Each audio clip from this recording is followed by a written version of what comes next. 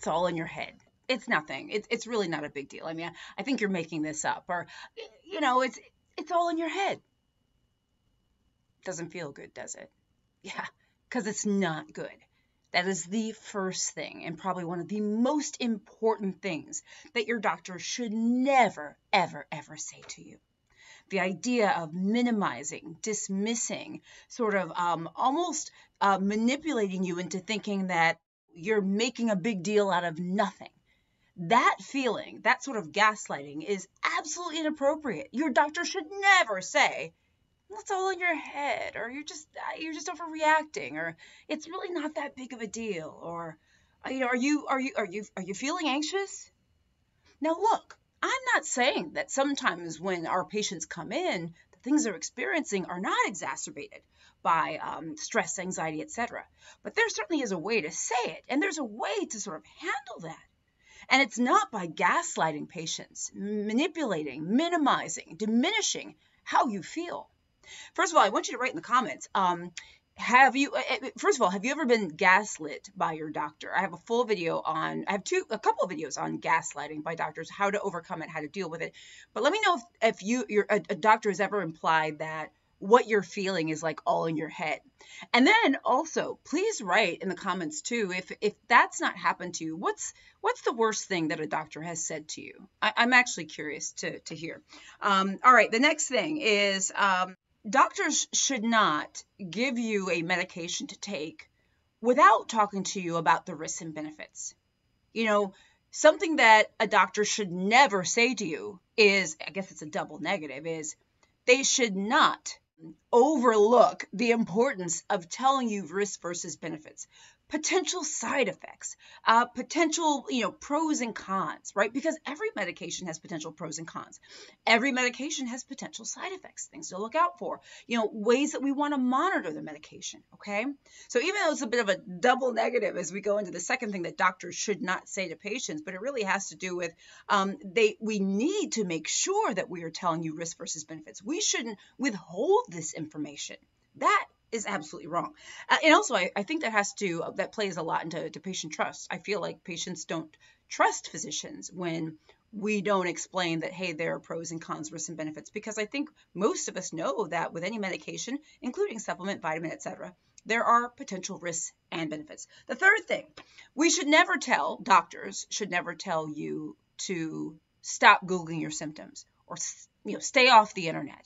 That kind of, will stop looking at people online telling you what to do or what to think about medicine. This is the thing. I have to be honest, probably 15 years ago, 20 years ago, I felt more like that. I felt that, going to the internet to look up medical information really was a problem. How I feel now is that it's literally the way of the world. And I understand this. I also actually really appreciate when patients take the initiative with their health and really show initiative, trying to look up things and trying to understand things. Now, what I will say is that as we've moved forward in time, there is unfortunately a lot of misinformation, disinformation, and plain old wrong information. So your doctor shouldn't be, in my opinion, telling you to stay off the internet, because you know what, it's just going to happen. And it's not necessarily a bad thing. What I'm hoping your doctor will do instead is tell you how to search the internet, tell you which sites are evidence-based sites to look for. And by the way, what I'll do is in the description of this video, I'll put an article that I wrote on some of my favorite evidence-based websites that you can look up health information that tends to be more accurate than, say, any old website out there. Your doctor should be talking with you about what you found and if it relates to you, if it doesn't, etc. But saying, stay off the internet or stop Googling your symptoms, I'll be very honest with you, I don't think that's realistic. And I think in some ways it could be condescending. I think there's a better way around that. Number 4, your doctor should never overstate or understate expectations. Okay, we should never say, this will do it, this will fix it. You will absolutely, definitively always be better, this or that. Or you will never have this again, never face this again, never. There's 2 words that I don't ever really, I said ever, but I don't usually use in medicine. That is always and never. And that is because we are not God. We are not, if you don't believe in God, we are not the divine. We are not fate. We are not whatever you might believe in that determines what happens to people. That is not us. We can't promise you anything. We can tell you statistically what is likely to happen, what is likely not to happen. why we're recommending something, why we're not recommending something. But the idea of promising outcomes is a slippery slope that we shouldn't do. We should give you risks versus benefits. We should give you percentages. We should tell you likelihoods. We should give you our guidance based on what we think is best and most healthy for you. But overstating or understating things is not ideal.